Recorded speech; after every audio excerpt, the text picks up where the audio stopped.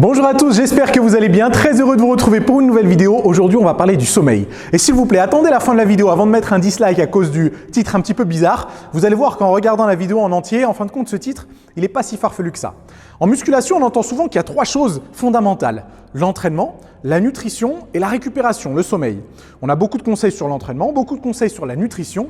Malheureusement, pour la récupération et le sommeil, à part des conseils bateaux du genre « dormez 8 heures par nuit », on n'a pas tant de contenu que ça. Et aujourd'hui, on va essayer justement d'aller un peu plus en profondeur sur la question et on va surtout s'intéresser à une chose, c'est la mélatonine. Attention, la mélatonine, c'est différent de la mélanine. La mélanine, responsable de la pigmentation de la peau, mélatonine, hormone du sommeil et c'est ce qui nous intéresse aujourd'hui. Et cette hormone, la mélatonine, elle nous intéresse parce qu'elle est responsable non seulement de votre endormissement, mais aussi de la qualité de votre sommeil. Donc si vous ne sécrétez pas de mélatonine, ce qui est impossible je pense, mais disons que si votre sécrétion est perturbée, non seulement vous aurez plus de difficultés à vous endormir, mais en plus votre sommeil sera d'une bien moins bonne qualité. Et ça, c'est embêtant parce que ça va réduire votre capacité à récupérer, mais en plus, ça peut provoquer d'autres effets indésirables qui non seulement vont ralentir votre progression en musculation, mais qui d'un point de vue santé peuvent être très embêtants également. La mélatonine est sécrétée selon un rythme circadien. Ça veut dire que tous les jours, vous allez avoir un pic de mélatonine à peu près à la même période, donc entre 1h et 3h du matin, je crois, corrigez-moi si je me trompe, s'il y en a qui s'y connaissent un peu mieux. Et la sécrétion de la mélatonine, en fin de compte, elle va augmenter graduellement au fur et à mesure que la luminosité descend.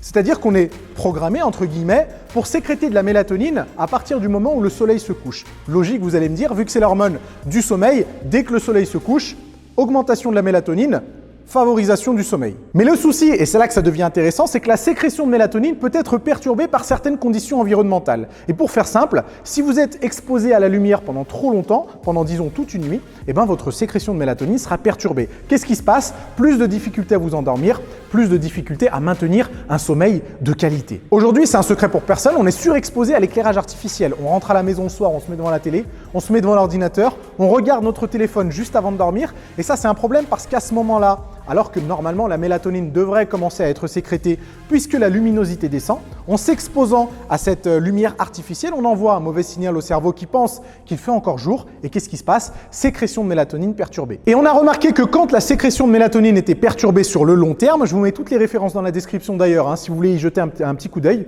on a remarqué que quand la sécrétion était perturbée sur le long terme, ça augmentait les risques de dépression, ça augmentait les risques de maladies cardiaques, ça augmentait les risques de diabète, ça augmentait les risques d'obésité, et ça réduisait votre capacité à brûler du gras.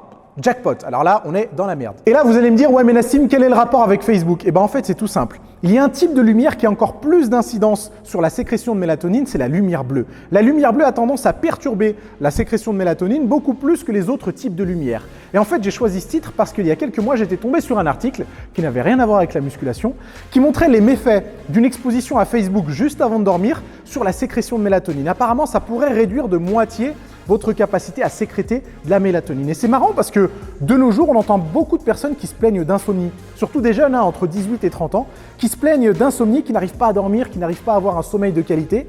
Et on se rend compte que c'est les mêmes qui passent une demi-heure sur leur téléphone à scroller sur Facebook ou Instagram, à rester exposés à cette lumière vive et cette lumière bleue qui a pour incidence justement de perturber votre sécrétion de mélatonine. Et au final, on a tous tendance, moi y compris, à sous-estimer un petit peu les effets néfastes que peuvent avoir nos ordinateurs, nos télévisions, nos smartphones sur notre sommeil. Et je pense que sur le long terme, malheureusement, ça peut avoir des conséquences qui ne sont pas désastreuses, mais qui peuvent être très embêtantes. Donc à mon avis, on mériterait tous de contrôler un petit peu notre utilisation et peut-être d'éviter de trop s'exposer à ce genre de lumière, quelques minutes, voire même quelques heures avant d'aller se coucher. Et voilà les amis, c'est tout pour aujourd'hui. C'est bien beau de prendre soin de son entraînement, de sa nutrition, mais je pense qu'on mériterait tous à s'intéresser un petit peu plus à notre récupération et à notre sommeil.